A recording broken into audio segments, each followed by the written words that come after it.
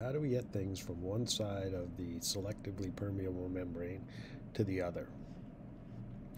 There are two basic ways we can do that, as I touched on yesterday.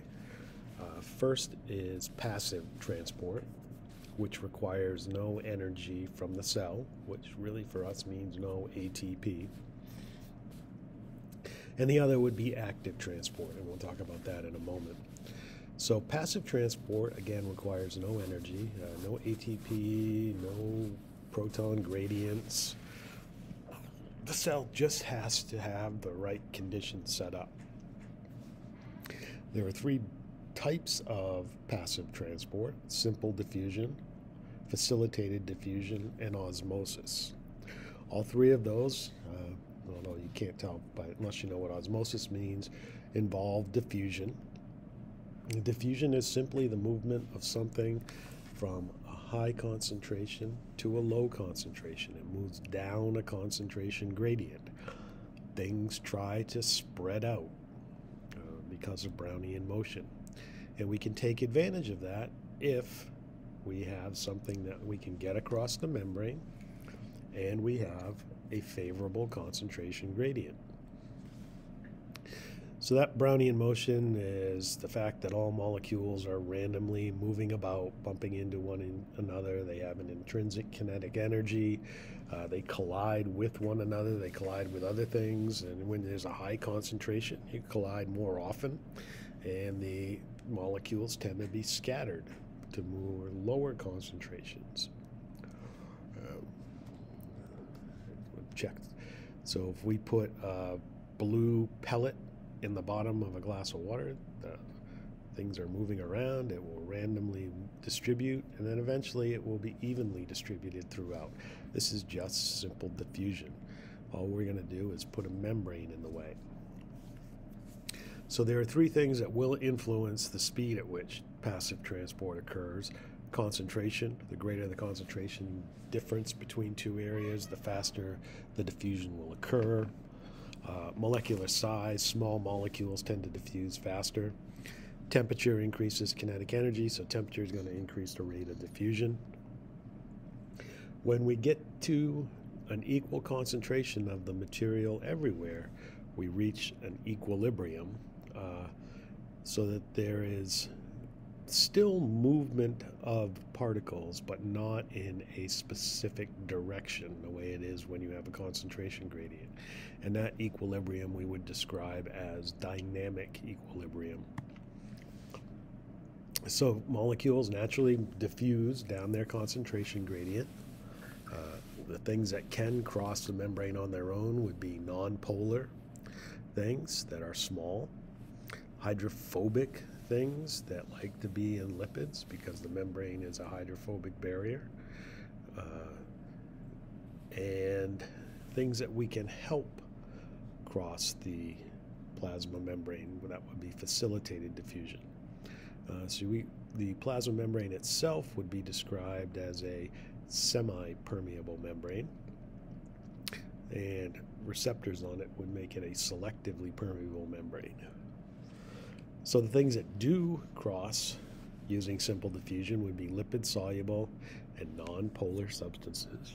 These are very small molecules that can pass between the phospholipids or through membrane channels. That would be simple diffusion. It will cross the membrane on its own. I talked about oxygen, carbon dioxide, some lipid hormones will do this the other day. Oops. If they are bigger than 3 or 4 atoms, or they have a charge, then we might need to help them cross the membrane. And if we help them cross the membrane, that would be called facilitated diffusion. And we would have a receptor in the plasma membrane that would allow that substance to cross the membrane, to move down its concentration gradient. We don't need any energy, we don't need any ATP to change the shape of the molecule, of the receptor. We just need to have a pathway to go down its natural concentration gradient. And then, if the substance we're talking about happens to be water, we would call the type of diffusion that occurs, osmosis. Osmosis is really the diffusion of water.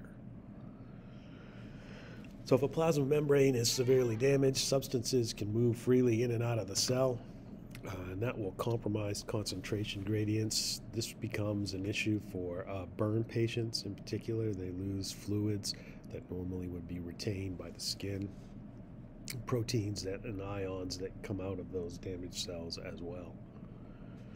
So in simple diffusion, we have a non-lipid soluble substance, hydrophobic substance that diffuses directly through the phospholipid bilayer. So again, oxygen, carbon dioxide, steroid hormones, many fatty acids. Even water can sneak around the membrane a little bit, and we'll talk about that when we talk about osmosis. But you need to have a concentration gradient. There has to be more of the substance on the side of the membrane you don't want it on, and it has to be able to cross the membrane on its own. Whoops. Sorry. Try that one more time.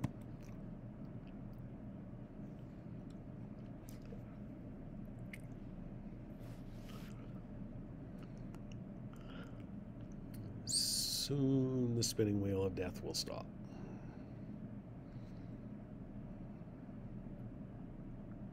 Diffusion is the tendency for particles of any kind to spread out from where they are more concentrated to where they are less concentrated. This process can also be described as molecules moving down their concentration gradient. Diffusion across a biological membrane is called passive transport, since the cell expends no energy to move the molecules. Oxygen and carbon dioxide molecules move into and out of cells by passive transport. Okay. There. So we've got a high concentration outside the cell, a lower concentration inside the cell in this example, a lipid-soluble solute that goes right across the lipid bilayer, and we can just use simple diffusion to get the materials where we want it. In facilitated diffusion, we have a receptor. We have something that will help the material or facilitate the material moving across the membrane. Things like glucose, amino acids, some ions are transported passively down their concentration gradients with the help of either carrier-mediated or channel-mediated facilitated diffusion.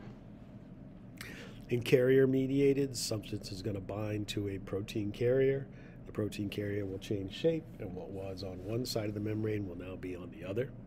In channel-mediated diffusion, you can think of it like a door that's always open, and something will fit through it. So those carriers are transmembrane integral proteins. They transport specific materials across the membrane that are too big to get across the membrane on their own, but they still have a concentration gradient. But you can only move as many things as you have receptors for. So carriers, when we use carrier-mediated facilitated diffusion, the carrier can become saturated. And we'll talk about that as a symptom of diabetes mellitus when we talk about passively returning glucose to the blood. So here we have a carrier-mediated mechanism. In one conformation or shape, the protein is open to the outside of the cell. An amino acid or a sugar, whatever those hexagons are, get in there. That causes the protein to change shape, and then material is deposited on the other side of the membrane. Channels are going to be more like doors that are open all the time. They will fit things that are dissolved in water down their concentration gradient. They have specificity, but it's not based on molecule, it's based on pore size or charge. If it just moves water, it's called an aquaporin. Two different kinds of channels are one is leakage channels, that's more like the door that's always open. And then gated channels would be controlled by some other signal. That's like a door that you need to have the correct key to open. So we've got a channel that's either open all the time or open when we want it to be opened, and materials that can cross through that channel will cross through that by diffusion if you have a favorable concentration gradient. And if it's water we're talking about, it will cross the membrane through aquaporins. They will also sneak around some of the phospholipids, and it will occur whenever there is a concentration gradient. So we have aquaporins that allow water molecules through, for example. Osmolarity then becomes important for us because, as I talked about, when a cell can find itself in 3 different conditions: isotonic, hypertonic, or hypotonic. And so we have to be aware of osmolarity, the concentration of solute particles in a solvent. The concentration of water is going to be inversely proportional to the concentration of solutes. So the more stuff you have in the water, the less water concentration, and vice versa. And water, like anything, will move down its concentration gradient from areas of low solute to areas of high solute, which means high water to low water. So at equilibrium, as we talked about the other day, in an isotonic solution, the concentration of water and solvents is the same on both sides. Every water molecule that goes in, on average, one is going to come out. If we put a semi-permeable membrane, and we have concentration of water is different on each side of that membrane, the water will move down its concentration gradient until the concentrations are equal on both sides. So when we have those solutions, we'll move across the membrane until osmolarity is the same, and that will change the volume on both sides. So in a low solute side, the volume will decrease. On the high solute side, the volume will increase. We also have hydrostatic pressure, which is an outward pressure exerted on the cell membrane caused by an increased volume during osmosis. So if water is rushing in, we'll get some back pressure. And then there's the osmotic pressure, is the difference between the concentration of waters inside and outside the cell. So when hydrostatic pressure equals osmotic pressure, we don't get net movement of water. We're at equilibrium. Plant cells are surrounded by a strong cell wall. I didn't mention that on Tuesday. This is not general biology. So the plants can withstand some of that. Animal cells, like human cells, though, cannot. They have to limit hydrostatic and osmotic pressure. Too much water is taken in, they will burst. Too much water leaves, the cell will shrink. And that led us to our discussion of tonicity. Tonicity is the ability of a solution to change shape, tone of the cells by affecting its internal water balance or volume. So again, in an isotonic solution, we have the same osmolarity, the same amount of stuff in the water as there is inside the cell. So water goes in, water goes out, you're at dynamic equilibrium. In a hypertonic solution, we have a higher osmolarity. We have more things dissolved in the water, so there is less water as a concentration in a hypertonic solution than inside the cell, and that cell will shrink. I didn't mention this on Tuesday, but shrinking of a cell is referred to as crenation. Hypotonic solution has a lower osmolarity than inside the cell, so there's less stuff in the water, more water, a higher water concentration outside. So water is going to flow into the cell, and that will eventually cause the cell to burst, a process called lysing. So crenation is shrinking, lysing is bursting. To calculate osmolarity, you have to take the molarity times the number of ions. So for sodium chloride, one particle of sodium chloride will ionize into 2 particles in a water solution, a sodium ion and a chlorine ion. So a 1 molar solution of sodium chloride equals a 2 osmol solution. Osmolarity is expressed in osmol per liter. And clinically, that does become very important for us. So in an isotonic solution, the amount of material in the solution is equal to the amount of material in the cell. So the concentration of water is the same on both sides of the membrane, and the cell does not change shape, it doesn't swell, it doesn't shrink. In a hypertonic solution, there is more stuff dissolved in the solution, has a higher osmolarity. So there is a lower concentration of water. When there's a lower concentration of water, the water will leave the cell to try to equalize it, causing it to shrink or crenate. In a hypotonic solution, there's a higher concentration of water than inside the cell, and water will rush into the cell to try to equalize it. And when that happens, the cell will swell, as this red blood cell is, and eventually that cell will burst in a process called lysis. The plasma membrane is permeable to water molecules, and the movement of water into and out of cells is critical to life. Diffusion of water molecules across a selectively permeable membrane is a special kind of passive transport called osmosis. Plant cells are surrounded by rigid cell walls. When plant cells are exposed to hypotonic environments, water rushes into the cell, and the cell swells, but is kept from breaking by the rigid wall layer. The pressure of the cell pushing against the wall makes the cell turgid, and is the desired state for most plant tissues. For instance, placing a wilted celery stalk or lettuce leaf in a hypotonic environment of pure water will often revive the leaf by inducing turgor in the plant cells. Animal cells lack rigid cell walls.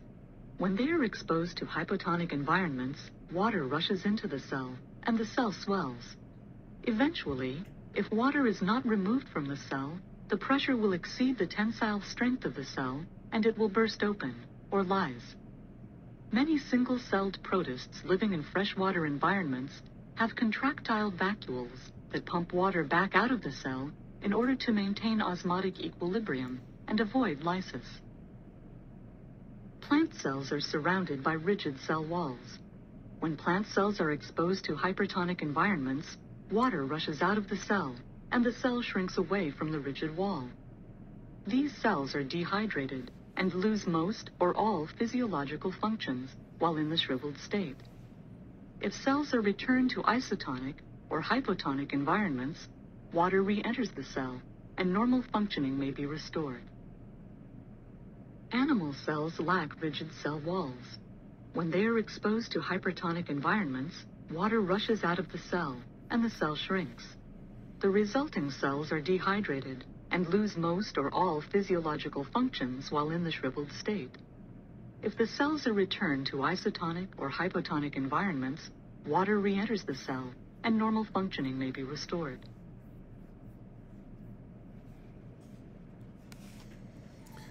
All right, covers passive transport. The other type of transport is active membrane transport. And there are two major ways we can talk about active transport. We used four examples on Tuesday, but they are active transport of molecular sized things, which we call active transport. So active transport, again, is a form of active transport. And vesicular transport. Both are going to require ATP to move substances across the plasma membrane, and it could be because the solute is too large for the channels. The solute is not a lipid. Or for the active transport form of active transports, because the solute is not in a favorable concentration gradient. These are going to active transport, and now we're talking about the movement of molecule-sized things, the active transport of the active transporters. Requires a carrier protein, a transport protein, which we often refer to as a pump because it's moving against a gradient. It will bind specifically and reversibly with the substance you're going to move. Some carriers will transport more than one substance. In that case, you can have an anti-porter, or a symporter. An antiporter moving things in different directions, and symporters moving them in the same direction. And they're moving against their concentration gradient, so they're moving from a low concentration to a high concentration. They need to be pumped, and that requires ATP. So primary active transport and secondary active transport. Primary active transport, the ATP is used directly by the receptor that is moving the substance. In secondary active transport, the ATP is going to come from something else, usually a form of a proton gradient or some other ionic gradient that's gotten there by primary active transport. So energy from ATP is going to cause a change in the shape of the transport protein. That change in shape brings the substance, the solute, to the other side of the membrane. Some very important pumps we'll talk about: the calcium pump, a hydrogen, which is a proton pump, and the sodium-potassium ATPase is a very good example. We'll spend a lot of time talking about this year of a primary active transporter. That sodium-potassium pump is the most studied pump. It was one of the first discovered. It is an enzyme, so it's often called the sodium-potassium ATPase. It pumps sodium out of the cell and potassium back into the cell using the energy from ATP.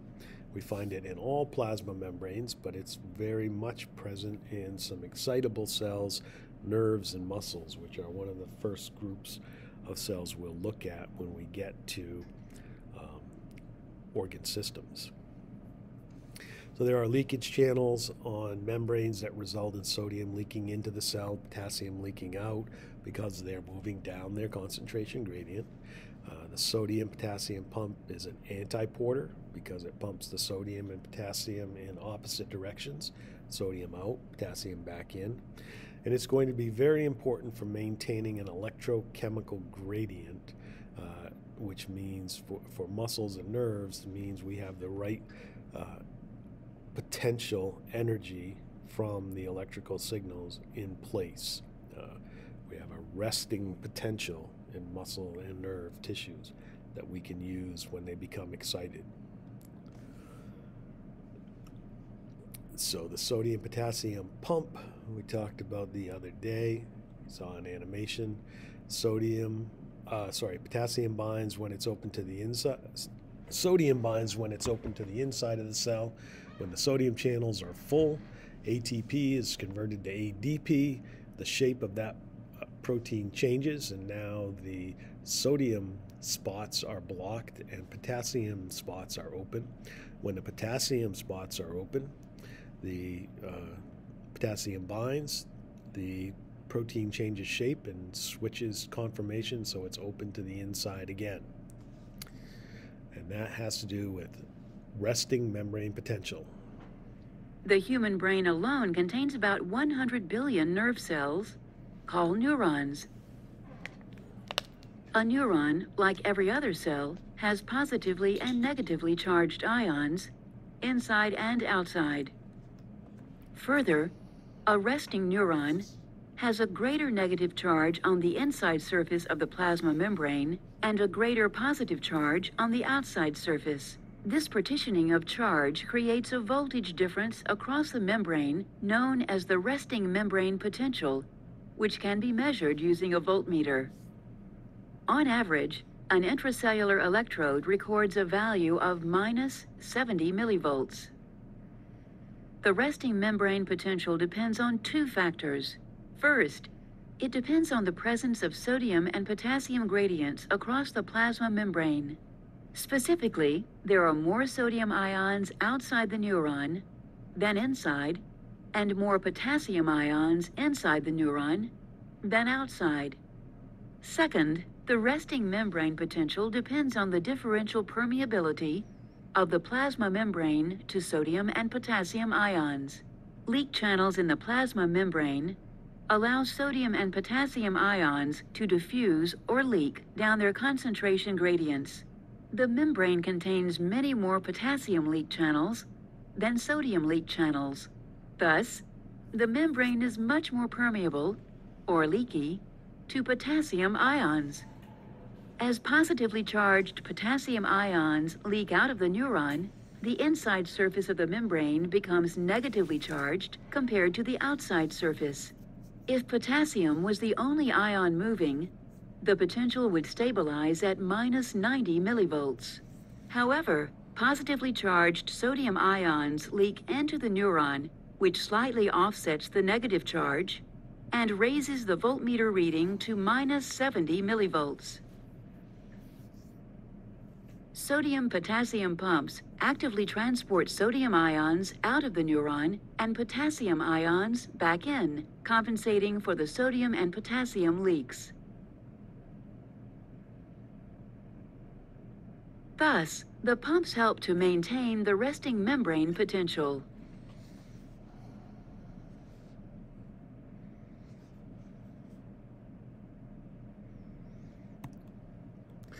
All right, well, that was kind of an intense introduction to resting membrane potentials that included a little bit about primary active transport. You're going to see that video again when we talk about neurons and probably when we talk about muscle cells as well. But it's the sodium-potassium pump that is the focus.